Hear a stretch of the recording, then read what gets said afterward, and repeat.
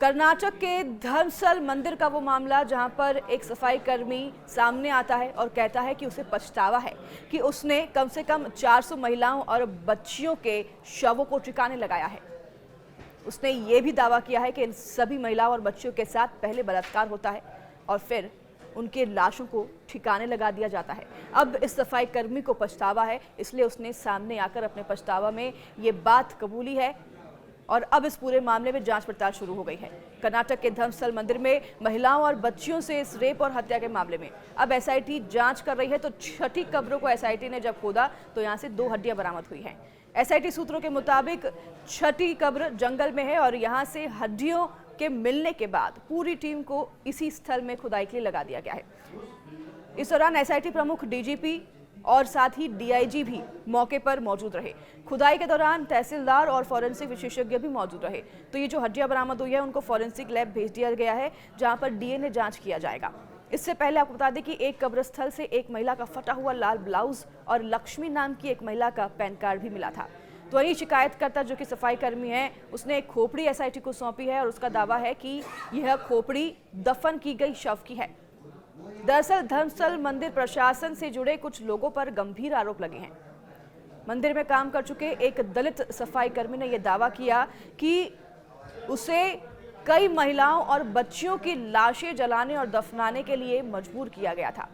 उसने यह भी दावा किया कि इन महिलाओं के साथ बलात्कार किया गया और फिर उनकी हत्या की गई। इस खुलासे के बाद धर्मस्थल थाने में 3 जुलाई को मामला दर्ज किया गया। तो वहीं आपको बता दें कि ये जो खुलासा हुआ है इसमें पूर्व सफाई कर्मी का ये कहना है कि यह घटना जो है पूरी 1998 से लेकर 2014 के बीच की है, जब वह मंदिर में काम करता था। उसने तस्वीरों और दफन किए गए अवशेषों के सबूत भी पुलिस को सौंपे हैं। उसने कहा कि वो इसलिए अब आगे आ रहा है क्योंकि उसे पछतावा है और पीड़ितों को वो न्याय दिलाना चाहता है और न्याय दिलाने की भावना उसे चैन से जीने नहीं दे रही है।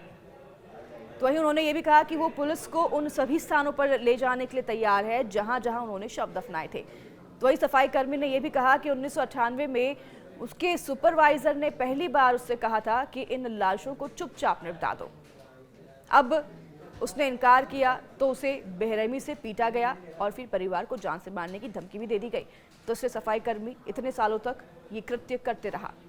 सफाई कर्मी के मुताबिक 2010 में एक 12 से 15 साल की स्कूल की लड़की की लाश उसे मिली, जो कि स्कूल यूनिफॉर्म में थी, लेकिन उसके बदन पर स्कर्ट और अंडरगारमेंट नहीं थे।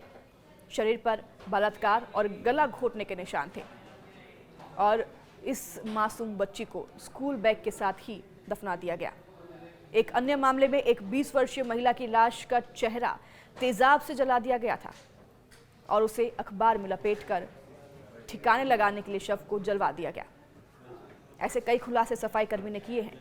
तो सफाई कर्मी ने कहा है कि 2014 में उसकी नाबालिग रिश्तेदार के साथ भी यौन उत्पीड़न हुआ, जिसके बाद वह परिवार समेत धर्मस्थल से भाग गया और गुमनाम पहचान के साथ दूसरे राज्य में रहने लगा।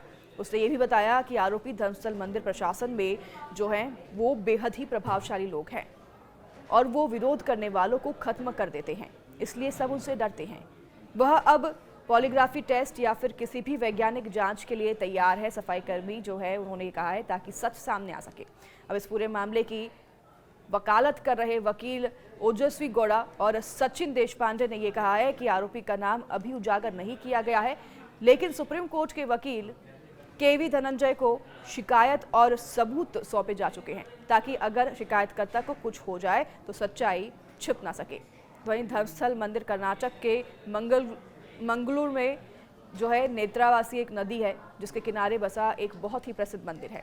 यह मंदिर भगवान शिव के एक रूप श्री मंजूनाथ का है और यहाँ एक खास बात यह है कि मंदिर की पूजा हिंदू पंडित करते हैं, लेकिन मंदिर का संचालन जैन धर्म के लोग करते हैं। यह मंदिर हिंदू और जैन धर्म के मेल का उदाहरण है। तो हर दिन हजारों लोग यहाँ दर्शन के लिए भी आते हैं और मंदिर में मुफ्त भोजन भी मिलता है। शिक्षा और इलाज की सुविधाएं भी दी जाती हैं। अब ऐसे मंदिर से इस तरह की घटनाएं, इस तरह की खबरें सामने आना सभी के लिए चौंकाने वाली है। लेकिन जैसे जैसे जांच आगे बढ़ रही है वैसे वैसे कई परतें भी खुल रही हैं। अब ये जांच कहां तक पहुंचती है और उसमें क्या खुलासा होता है, ये देखने वाली बात होगी। हम सब की नज़रें इसी पर टिकी हुई है।